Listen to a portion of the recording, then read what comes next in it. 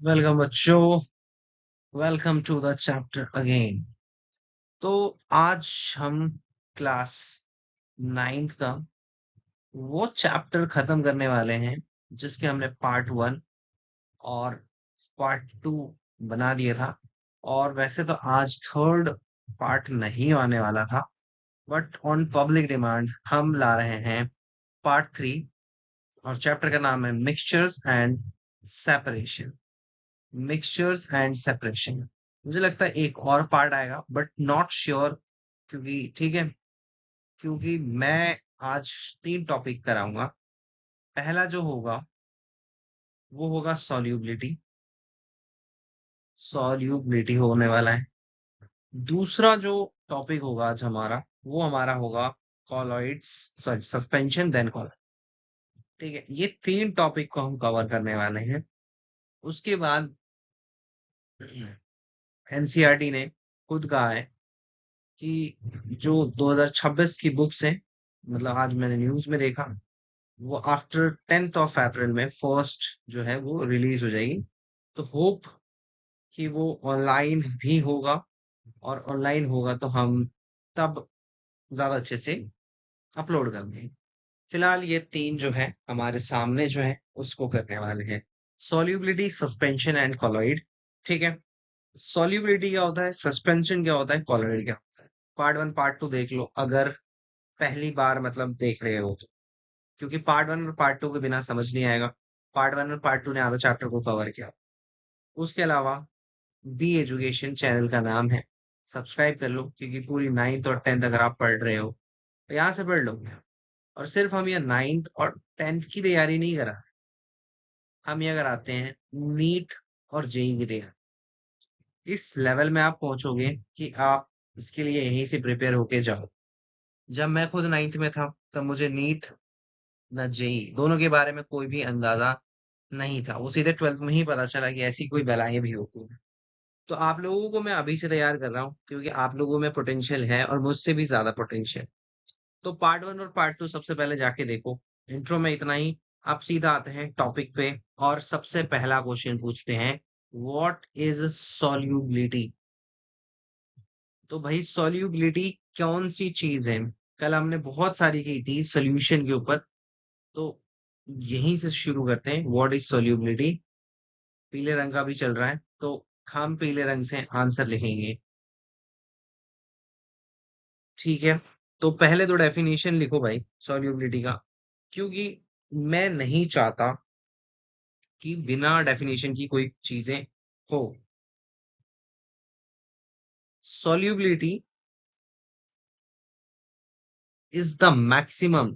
थोड़ा सा हमारा डिवाइस थोड़ा लैग मार रहा है शायद, बट कोई बात नहीं, आप लिख लो, आपको कोई परेशानी नहीं है। Amount of solute which can be dissolved in 100 gram of solvent at a particular temperature।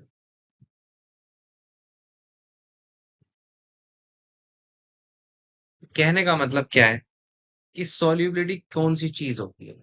तो सॉल्युबिलिटी जो है बेटा, वो मैक्सिमम अमाउंट ऑफ सोल्यूट है। अब थोड़ा सा मैं याद दिला दूं, जब हम सॉल्यूशन बनाते हैं किसी भी चीज का, तो सॉल्यूशन बनाते हैं हम किसी भी चीज का, तो उसमें सॉल्यूट डालते हैं और सॉल्वेंट डालते हैं। एक सेकंड, तो इसमें थोड़ी बहुत ना दिक्कत आ रही है, तो मैं वायरिंग चेंज कर रहा हूँ। तो मैं थोड़ा सा, एक सेकंड, ज्यादा टाइम नहीं लगेगा। कोड को चेंज करके आप सही से काम। ठीक है। सॉल्वेंट डाल। तो सोल्यूट जो होता है जिसका अमाउंट लेस होता है, लेस अमाउंट में जो, और सॉल्वेंट वो होता है लार्जर अमाउंट या फिर मोर अमाउंट, जैसे भी आपको याद। ठीक है, तो सॉल्यूशन सॉल्यूट और सॉल्वेंट से मिलके बना होता है। और सॉल्युबिलिटी तब होती है सॉल्युबिलिटी वो मैक्सिमम अमाउंट है जब आप एक सोल्यूट को किसी भी सॉल्वेंट में, 100 ग्राम सॉल्वेंट में डिसॉल्व कर देते हो एक पर्टिकुलर टेम्परेचर में। ठीक है, अब थोड़ा सा आगे, मतलब वही वाली बात हम थोड़ा सी समझने की कोशिश करेंगे। सॉल्युबिलिटी हम बात कर रहे थे यहाँ पर सॉल्युबिलिटी के ऊपर, अभी भी वो तो डेफिनेशन आपने लिख लिया होगा होपफुली। तो मैं क्या कह रहा था कि आपके पास 100 ग्राम वाटर है, ठीक है, कल हमने इस पे बात किया था। 100 ग्राम वाटर जो है वो एक क्या है, सॉल्वेंट, और उस पे मैक्सिमम 37 ग्राम हमने डाला था सॉल्ट, जो कि सोल्यूट है एट 20 डिग्री सेल्सियस। तो कंडीशन भी है कि हमने एक टेम्परेचर को फिक्स रखा है। तो 100 ग्राम में जो 100 ग्राम सॉल्वेंट है उसमें जितना ग्राम ऑफ सोल्यूट मिक्स हो, सो घुल जाएगा, वो उसकी सॉल्युबिलिटी होती है उस सॉल्यूशन। और खास चीज जो इस पे ध्यान रखनी है आपको, कि मैंने यहाँ पर टेम्परेचर को मेंशन किया है, क्योंकि टेम्परेचर के साथ साथ अगर हम टेम्परेचर को बढ़ाते हैं तो सॉल्यूशन की सॉल्युबिलिटी भी इंक्रीज हो जाती है। सॉल्यूशन की सॉल्युबिलिटी भी इंक्रीज हो जाती है। कल इस पे भी बात की थी। सपोज कि 100 ग्राम पानी में 20 ग्राम चीनी घुल रहा है, ठीक है, शुगर और वाटर, वो भी 60 डिग्री सेल्सियस अज्यूम करो। मैं सब कुछ हाइपोथेटिकल है, मैं कुछ भी साइंटिफिक नहीं बता रहा। अभी जो एग्जांपल ले रहा हूँ ये तो प्रॉपर था, ऊपर वाला साइंटिफिक है। बट उसी 100 ग्राम में अब 30 ग्राम घुलने लगा, क्योंकि हमने टेम्परेचर 80 डिग्री सेल्सियस कर दिया। तो सॉल्युबिलिटी जो है वो डायरेक्टली प्रोपोर्शनल होती है। डायरेक्टली प्रोपोर्शनल का मतलब कि 8th क्लास में मैथ्स में पढ़ा होगा, डायरेक्टली प्रोपोर्शनल होती है किसकी, टेम्परेचर की। ठीक है, टेम्परेचर बढ़ाओगे, अगर टेम्परेचर रेज होगा तो सॉल्युबिलिटी भी रेज होगी साथ साथ। ठीक है, और हर एक चीजों की, क्योंकि सॉल्युबिलिटी किस पे डिफाइन होती है ये भी लिख लो, इंपॉर्टेंट है। Solubility is defined with respect to solvent, है ना, सॉल्वेंट के हिसाब किताब से सॉल्युबिलिटी दिखाई जाती है। ठीक है, समझे नहीं बात को? जैसे ही मैंने जो बताया कि 100 ग्राम वाटर में 37 ग्राम सॉल्ट घुल जाता है, तो जरूरी नहीं कि 100 ग्राम ऑयल में भी जो है 37 ग्राम सॉल्ट घुल जाए। समझे इस बात को? हाँ, तो यही कह रहा था कि 100 ग्राम पानी में तो आपका 37 ग्राम सॉल्ट घुल जाएगा, लेकिन जरूरी नहीं कि 100 ग्राम जो ऑयल है उस पे भी 37 ग्राम सॉल्ट घुल जाए। तो सॉल्युबिलिटी हर एक चीज की डिपेंड करती है सॉल्वेंट कैसा है। समझे इस बात को भी? अब ओह सॉरी, 37 ग्राम, हाँ, ये मैंने आपको एग्जाम्पल के साथ बता दिया। अब टेम्परेचर के साथ क्या होता है समझते हैं। तो बेटा अब जो हेडिंग है, मतलब इसका सब पार्ट है, effect of temperature on solubility. क्या होता है इफेक्ट टेम्परेचर का? वैसे तो मैंने बता दिया है, बट और थोड़ा पॉइंट्स मैं लिखवा दूंगा और क्लियर हो जाना चाहिए पूरी बात। Effect of temperature on solubility, ठीक है। तो इफेक्ट पढ़ रहे हैं हम टेम्परेचर की कि सॉल्युबिलिटी में कैसे डिपेंड, कैसा प्रभाव पड़ता है, क्या इफेक्ट होता है इसका। पहला, इन case of solids dissolved in liquids, ठीक है, solid dissolved in liquids. Like और सब्सक्राइब और शेयर जरूर करना। मैं बस अब ज्यादा नहीं बोलता जैसे कुछ वीडियोस में बोलता था, क्योंकि मेरा भी मोराल डाउन हो रहा है थोड़ा थोड़ा। उतना रिस्पॉन्स नहीं मिल रहा। शायद मैं अपने दिन रात के काम से आने के बाद 50 मिनट, क्लास लेकर आने के बाद 50 मिनट देता हूँ। मुझे इतनी वैल्यूएबल नहीं लग रही है, बट मैं अपनी प्रोमिस रखने के लिए अब वीडियोस को, अपने चैप्टर्स को कंप्लीट कर रहा हूँ। ठीक है, और जो पढ़ने चाहता है उसके लिए ये भी इम्पोर्टेंट। हाँ, तो हम कह रहे थे कि अगर सॉलिड्स डिसॉल्व हो रहा है लिक्विड्स में, सॉलिड्स यानी जैसे शुगर इन वाटर, एग्जाम्पल के तौर पे मैं लिख देता हूँ, sugar in water.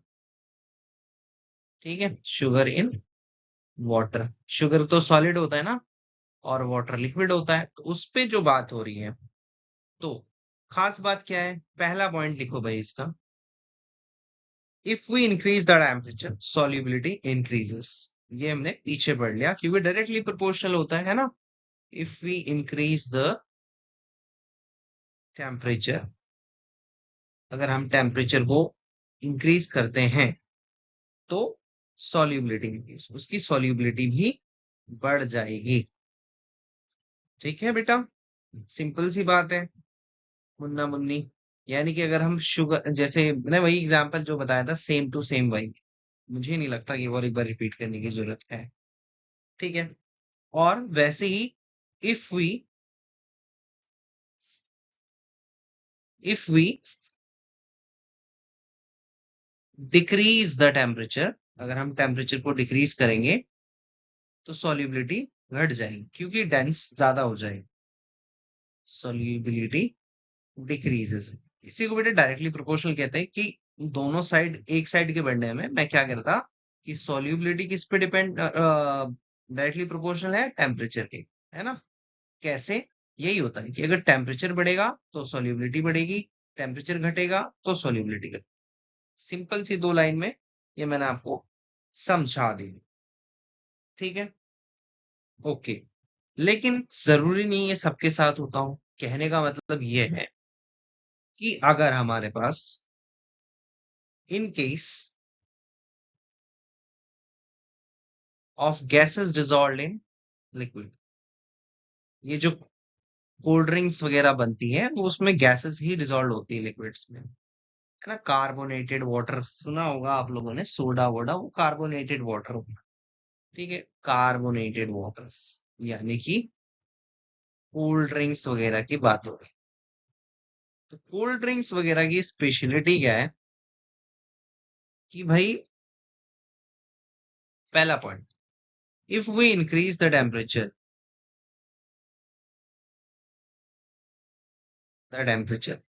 solubility decreases। सही सुन रहे हो, solubility decreases। अगर हम इंक्रीज करते हैं टेम्परेचर को, टेम्परेचर बढ़ाएंगे, तो उससे solubility डिक्रीज हो गई, कम हो गई। क्यों, खास बात क्या है कि हमें गैस को डिसॉल्व करना है, और गैस को डिसॉल्व करने के लिए अगर हमने टेम्परेचर बढ़ा दिया तो गैस के पार्टिकल्स बहुत दूर दूर हो जाएंगे, तो इसकी solubility कम हो जाएगी। वहीं टेम्परेचर को घटा देने से जो इसके पार्टिकल्स है ना, वो थोड़े से आपस में एक आसपास आ जाता है, कॉन्ट्रैक्शन हो जाता है, जिसकी वजह से सॉल्युबिलिटी इंक्रीज हो जाती है।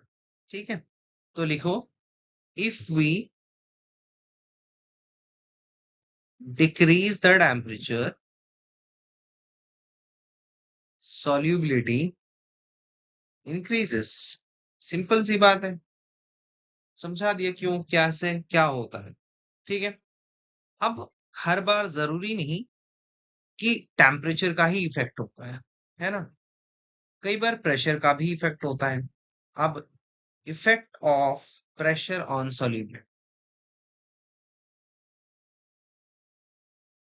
सॉल्युबिलिटी, इस पर बात करते हैं। और समझ में आ रहा हो तो कमेंट कर देना कि समझ में आ रहा है, और कौन से चैप्टर की वीडियो चाहिए। तो पहला जो केस है, इन case of solids in liquid dissolve in liquid, ये पहला वाला केस है। ठीक है, इन लिक्विड्स। तो पहली बात है, चेंज इन प्रेशर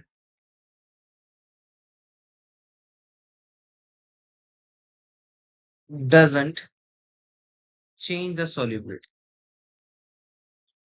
कहने का मतलब यही है कि भाई प्रेशर को कितना भी ऊपर नीचे कर लो, जो लिक्विड है, अगर उसमें सॉलिड डिसॉल्व हो रहा है, शुगर प्लस वाटर को हम मिलाकर शुगर सोल्यूशन बना रहे हैं, तो उसकी सॉल्युबिलिटी पर कोई भी फर्क नहीं पड़ेगा प्रेशर का। प्रेशर कितना भी बढ़ा लो घटा लो, चेंज जो भी हो जाए, वो कोई भी अफेक्ट नहीं करेगा सॉल्युबिलिटी का। लेकिन गैसेस के साथ ऐसा नहीं है। गैसेस के लिए, मतलब इन case of gases dissolve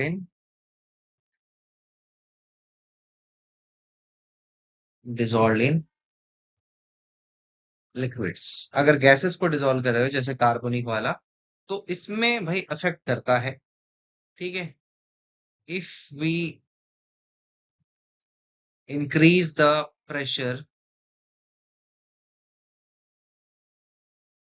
solubility increases. अगर हम प्रेशर को बढ़ाते हैं तो उससे भी सॉल्युबिलिटी बढ़ जाती। ठीक है, सेम अगर हम डिक्रीज करते हैं, इफ वी रिड्यूस या decreases the pressure, solubility decreases, solubility घट जाती। तो प्रेशर पे डायरेक्टली प्रोपोर्शनल होती है सॉल्युबिलिटी। ठीक है, किसके लिए? जो गैस डिजॉल्व होते हैं लिक्विड्स में, सिर्फ होने के लिए। होप ये वाला पार्ट समझ में आ गया होगा। अब हम मूव करने वाले हैं अगले हमारे टॉपिक पे, विच इज सस्पेंशन। तो बेटा अब हम पढ़ने वाले जो हैं वो है सस्पेंशन। हेडिंग डाल दो, सस्पेंशन। क्या होता है, क्यों होता है, सब पढ़ेंगे, क्योंकि सस्पेंशन के बाद बस कॉलोइड पढ़ना है। ठीक है, काम खत्म हो जाएगा। बहुत छोटा वीडियो होगा मेरे हिसाब से, आज तक मैंने सबसे छोटा वीडियो यही बनाया। फिर अगर पार्ट 4 हुआ तो मैं डाल दूंगा, बट ये मेरा पार्ट 3 है। ठीक है, पार्ट 3 है, मे भी पार्ट 4 आए, क्योंकि मुझे जहां तक सिलेबस दिख रहा है वो, क्योंकि हमने जो चैप्टर के हिसाब से है उसमें अब हमें सेपरेशन भी समझना था। लेकिन कौन कौन से सेपरेशन के मेथड है, बहुत सारे सेपरेशन के मेथड होते हैं, chromatography, separating funnel, crystallisation, evaporation, कौन कौन से आपके आ रहे हैं वो देखना जरूरी है। मैं सारे करा दूंगा तो कोई फायदा नहीं। चलो सस्पेंशन को समझते हैं ज्यादा वक्त गवाए बगैर। When we add salt to water,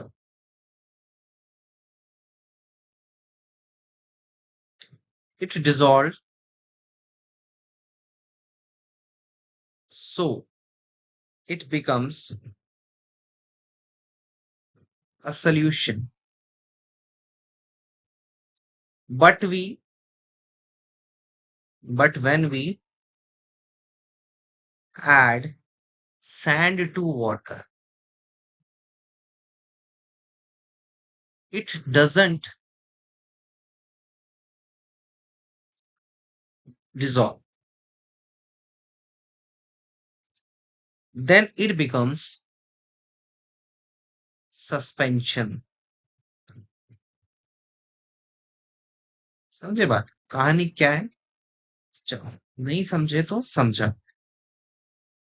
कहने का मतलब है, जब आप सॉल्ट को वाटर के साथ मिक्स करते हो, तो जो सॉल्ट है वो सॉल्ट सोल्यूशन बना के तैयार। सॉल्ट सोल्यूशन का मतलब कि सॉल्ट इस तरीके से वाटर के साथ मिक्स हो जाता है कि उसके पार्टिकल्स यूनिफॉर्मली स्प्रेड हो जाते हैं और वो अलग नहीं दिखाई देते। ठीक है, इसीलिए होमोजीनियस होते हैं, इतने होमोजीनिटी होती है इनमें कि इसी की वजह से इनको हम सोल्यूशन कह देते हैं। लेकिन जब हम उसी पानी में सैंड को डालते हैं, तो वो जो सैंडी वाटर बना है, मैं नाम दे रहा हूं सैंडी वाटर, वो होमोजीनियस नहीं है, वो हेट्रोजीनियस। और ये जो हेट्रोजीनियस सब्सटेंस है बना है ना बेटा, वो क्या कहलाता है? सस्पेंशन कह, सस्पेंशन। ठीक है, सस्पेंशन कहलाता है। तो डेफिनेशन लिख लो, इट इज अ, सस्पेंशन क्या होता है उसका लिख लो, इट इज अ हेटेरोजीनियस, जैसे मैंने आपको एग्जाम्पल में ही बताया, mixture of small particles of solid in liquid. समझे बात? सॉलिड जो है लिक्विड में गया है और हेटेरोजीनियस मिक्सचर है। मिक्सचर तो ये भी है, लेकिन ये कैसा है? होमोजीनियस मिक्सचर है। और ये कैसा है?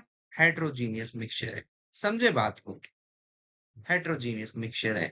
तो इसीलिए कहा जाता है कि जो हेटेरोजीनियस मिक्सचर है, अगर वो उसके छोटे छोटे पार्टिकल्स हैं सॉलिड के और वो लिक्विड में मिक्स है कैसे? हेटेरोजीनियस के फॉर्म में, तो वो सस्पेंशन होता है। अब इनके इन दिस केस, मतलब उसी को अगर हम कंटिन्यू करें, ठीक है बेटा, इन दिस केस, इस खास वजह से इसमें क्या होता है? Particles of solid do not dissolve, घुलते नहीं है। चाहे तो आप ट्राई करके देखना इन लिक्विड, है ना? आप रेत को एक बार ना डाल के देखिए, लेकिन स्प्रेड हो जाते through out the liquid, but spread through out the liquid, लेकिन पूरे लिक्विड में थरली फैल जाता है। इस बात को याद रखना। कहने का मतलब है कि हमने दो कंटेनर लेना है, एक ग्लास ये रहा, एक ग्लास ये रहा। अब इस ग्लास का हमने नाम रखना है ए, इस ग्लास का नाम रखना है बी, इसमें पानी है और पानी तो इसमें भी। अब इसमें हमने ऐड किया सॉल्ट और इसमें ऐड किया हमने सैंड। ठीक है भाई, मिक्स करो प्रॉपर तरीके से। तो मिक्स करने पे सॉल्ट और सैंड आपस में होमोजीनियसली मिक्स हो जाते हैं। होमोजीनियसली मिक्स हो जाते हैं, बहुत अच्छी तरीके से मिक्स हो जाते हैं, है ना? कोई भी ऐसा बाउंड्री भी नहीं दिखता जिससे लगे कि सॉल्ट अलग है और वाटर अलग। लेकिन कहानी सेम नहीं होती सैंड के साथ। सैंड के साथ सेम नहीं होती। जब हम सैंड को मिक्स करते हैं उसके साथ, तो वो हेट्रोजीनसली होता है। और आप कह सकते हो कि सैंड और वाटर की दोनों की सेपरेशन वॉल यानी बाउंड्री दिख रही है।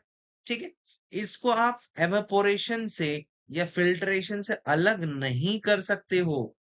एक सॉल्यूशन को फिल्ट्रेशन से अलग नहीं कर सकते हो, लेकिन आप इसको एवेपोरेशन से भी अलग कर सकते हो और फिल्ट्रेशन से भी अलग कर सकते हो। समझे बात को? ये बहुत इंपॉर्टेंट चीज है समझने की।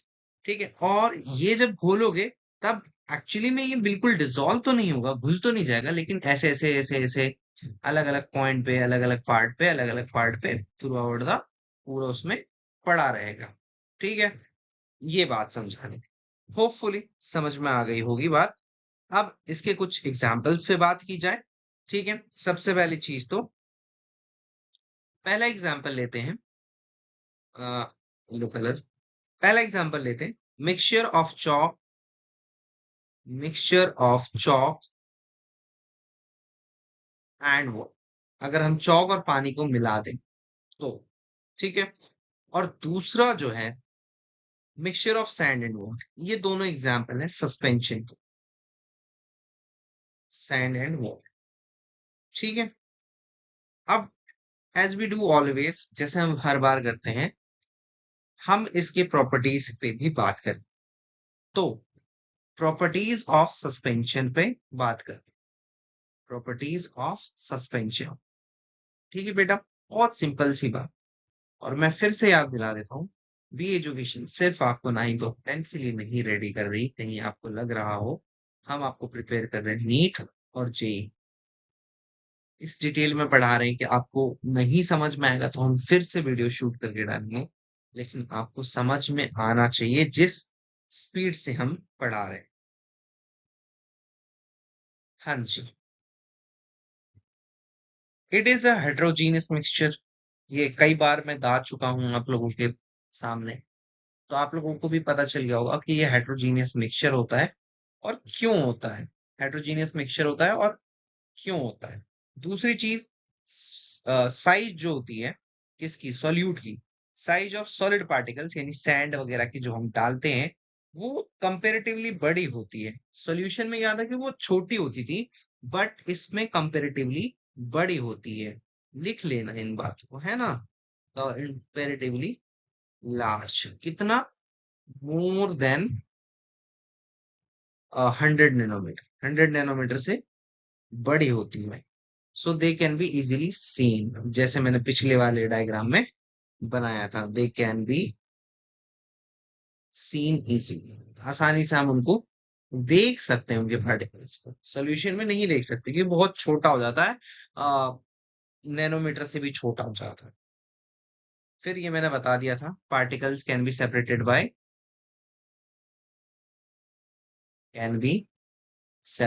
Bye filtration and evaporation.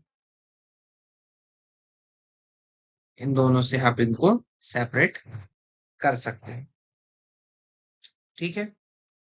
उसके अलावा particles are not stable, stable नहीं होते हैं। ठीक है। तो जब स्टेबल नहीं होते तो क्या होता है कि वो सेटल डाउन हो जाते, they settle down after some time, after some time, कुछ टाइम देर बाद वो नीचे अपने आप बैठ जाते। ठीक है, अपने आप बैठ जाते हैं।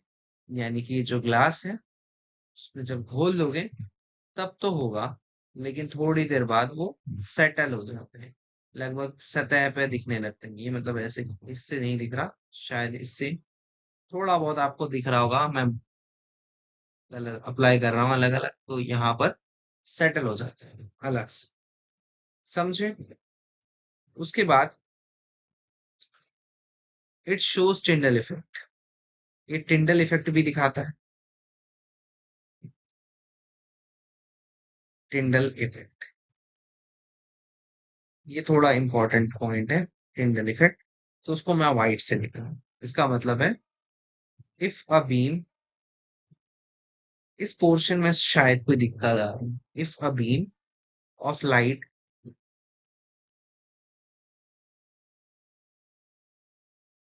passes through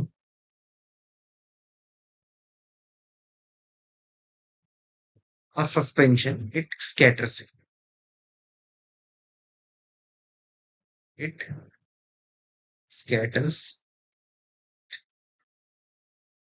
कहने का मतलब है, अगर आप, ये सस्पेंशन है और अगर आप उस पे से एक लाइट पास करते हो तो उस पे जो लाइट की बीम जा रही है तो इसके पार्टिकल जो होंगे सस्पेंशन में पड़े हुए होंगे ना, बहुत सारे पार्टिकल्स पड़े हुए होंगे ना इधर उधर इधर उधर, तो उसकी वजह से, तो क्या होगा, उसकी वजह से ये स्कैटर हो जाएगा, फैल जाएगा लाइट, है ना, इसकी वजह से फैल जाएगा। लेकिन सोल्यूशन में ऐसा कुछ नहीं था, वहां पर बिल्कुल भी कोई भी चीज नहीं फैलती। इसी को टिंडल इफेक्ट कहते हैं और ये जंगलों में देखने को भी मिलता है। ठीक है। तो हमारा टिंडल इफेक्ट भी हो गया और हमारा लास्ट टॉपिक रह रहा है colloids.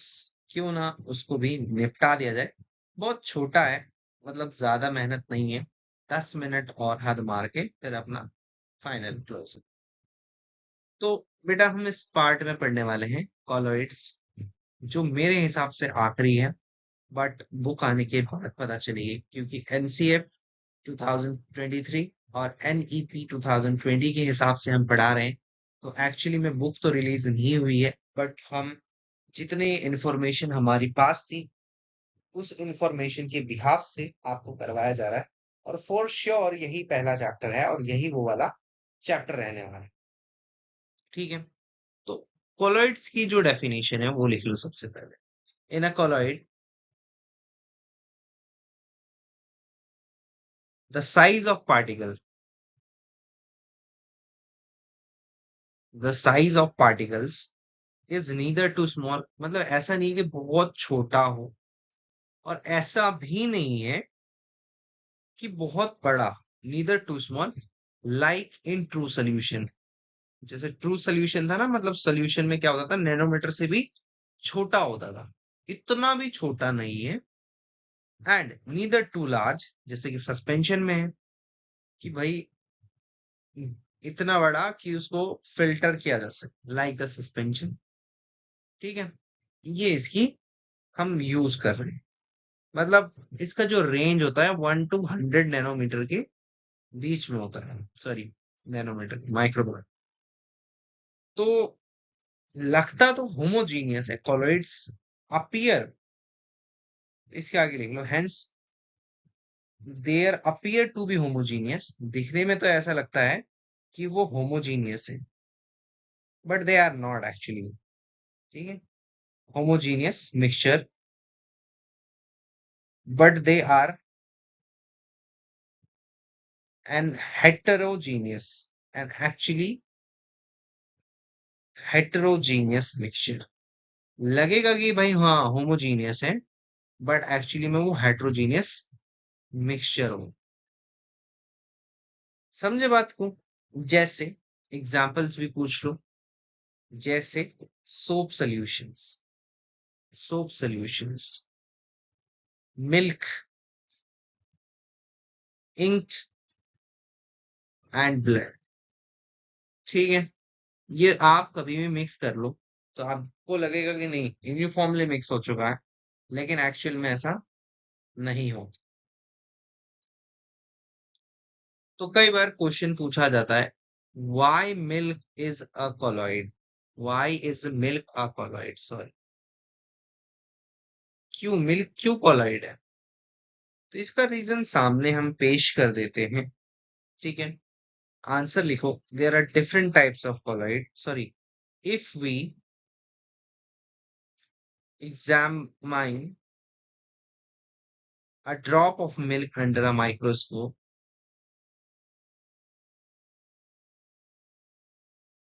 under a microscope we see small particles of fat, we can see, sorry, we can see small particles of fat floating in liquid। ठीक है, तो ट्रू सॉल्यूशन में तो ऐसा होता था कि भाई उसमें आपको कितना भी पावरफुल माइक्रोस्कोप हो, उसमें कुछ दिखता नहीं था। लेकिन दूध को जब आप माइक्रोस्कोप से देखोगे तो उसमें फैट फ्लोट करता हुआ दिख जाएगा, which do not dissolve in liquid. समझे? इसीलिए इसको हम कोलॉइड कहते हैं, नॉट डिजोल्व इन लिक्विड। अब क्या दोगे सर, सस्पेंशन क्यों नहीं कहते? भाई नेकेड आई से नहीं दिख रहा ना, सस्पेंशन को तो इतना बड़ा होता है कि वो नेकेड आई से दिख जाए। ठीक है, इसीलिए कॉलॉइड कहा जाता है। अब बहुत सारे टाइप के कॉलॉइड्स होते हैं, टाइप्स ऑफ कॉलॉइड्स भी पे हम बात करने वाले थे, मेरे मुंह से निकल भी गया। और ऐसा नहीं है कि मैं प्रिपेयर करके नहीं बैठता, मैं पूरी नोट्स बना के बैठता हूँ, उसके लिए अलग से टाइम लगता है। तो इसीलिए कहता हूँ सब्सक्राइब कर लो कि मेरे जो 2-2.5 घंटे डेली मेहनत कर रहे हैं उस पर कुछ तो फर्क पड़े। ठीक है, अब ये डिपेंड करता है, depending on solute and solvent types. तो सोल्यूट को कहा जाता है डिस्पर्स्ड फेज, डिस्पर्स्ड फेज, और सॉल्वेंट को कहा जाता है डिस्पर्जिंग मीडियम, यानी कि ऐसा जो गायब हो जाए और ऐसा जो जिसमें गायब हो जाए। चलिए नेक्स्ट स्लाइड में समझा। हाँ जी, तो कुछ टाइप के हम सॉल्यूशंस पे बात करेंगे। जैसे सबसे पहला एग्जांपल है tiny solid particles in liquid, छोटे छोटे पार्टिकल्स होते हैं लिक्विड। ठीक है, ऐसे कॉलॉइड की बात करेंगे। तो सबसे पहला जो ऐसा कॉलॉइड मेरे ब्रेन में आता है वो होता है ब्लड और मड। ठीक है, बहुत छोटे पार्टिकल्स होते हैं लिक्विड। दूसरा tiny solid particles in solid,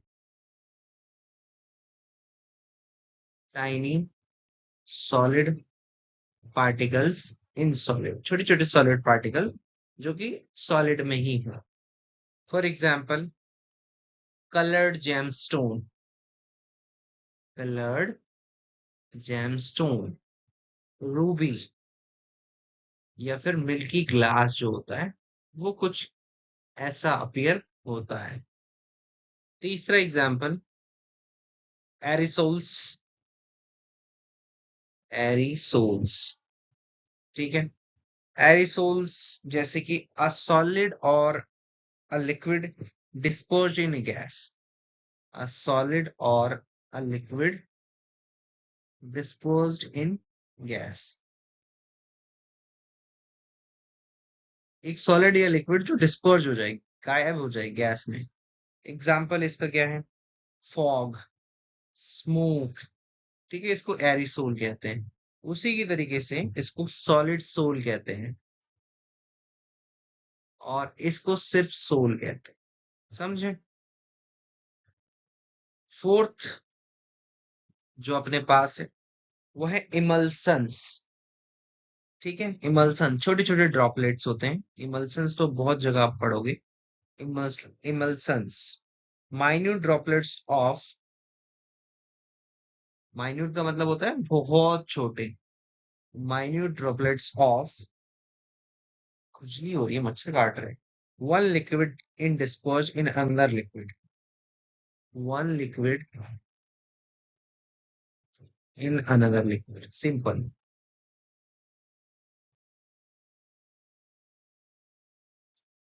example लिखो इसका जरा, जैसे कि मिल्क एंड बटर मिसिबल नहीं होना चाहिए,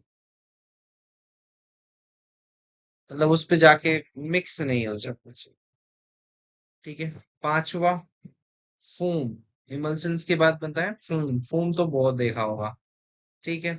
गैस डिस्पर्ज इन लिक्विड, फोम बनते देखा होगा ना, जो गैस होता है डिस्पर्ज हो जाता है इन लिक्विड, फोम एग्जाम्पल ही है। जैसे कुछ और एग्जाम्पल्स है, fire extinguisher, fire extinguisher foam, यूशर फोम, ठीक है। फिर सॉलिड फोम, फिर जेल, ये भी इसके एग्जाम्पल है। Solid foam, gas disperse in solid, solid में जो गैस गायब हो जाती, ठीक है। इसका एग्जाम्पल है स्पंज और ब्रेड जो होता है, वो उसको सॉलिड फॉर्म कहते हैं, स्पंज या फिर ब्रेड, ठीक है बेटा। और लास्ट एग्जाम्पल जो है हमारा वो है जेल, जेल एक सेमी सॉलिड होता है, एक सेमी सॉलिड होता है, समझे? और इसका एग्जाम्पल है फ्रूट जेली और हेयर जेल, वो सब, फ्रूट जेली और हेयर जेल, ये सारी चीज, तो ये सारे एग्जाम्पल्स थे कॉलोइड्स के, ठीक है बेटा, लिख लेना। और हम जैसे सबकी प्रॉपर्टीज करते हैं, इसकी भी प्रॉपर्टीज करने वाले हैं, जो कि हमारा लास्ट वन। तो हेडिंग डालो, properties of colloid, properties of colloid,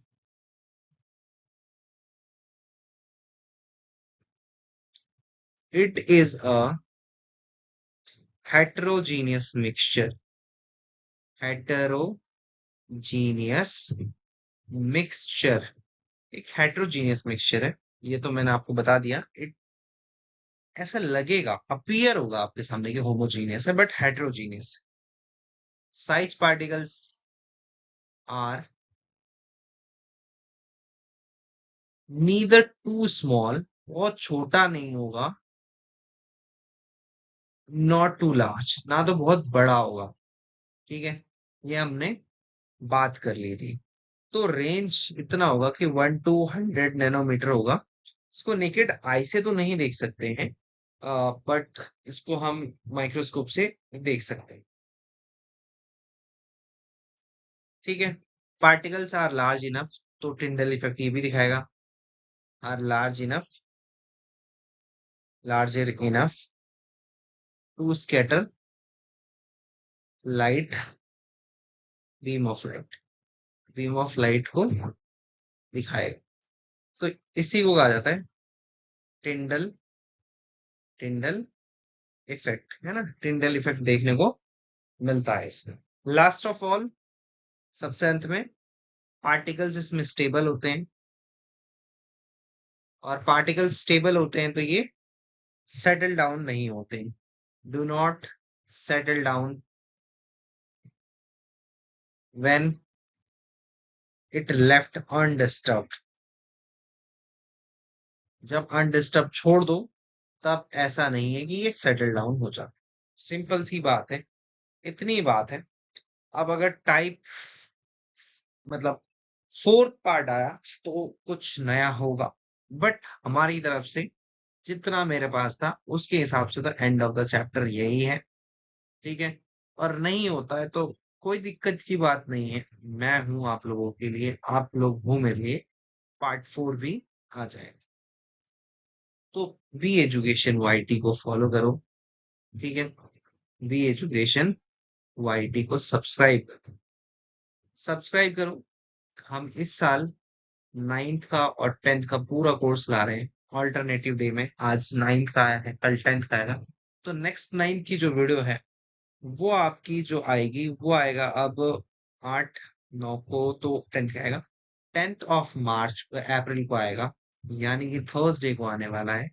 और वो होगा मैथ्स का मैथ्स पॉलिनोमियल। और मैंने आपकी पूरी 9th की जो है बना दिया है, 9th आर्मी के नाम से एक प्लेलिस्ट है। आप जाकर विजिट करिए, आपको पूरी 9th वहां पर मिल जाएगी। सब्सक्राइब कर लो बच्चों। मिलते हैं अगली मुलाकात में। तब तक के लिए बाय बाय, गुड नाइट, सबका खैर।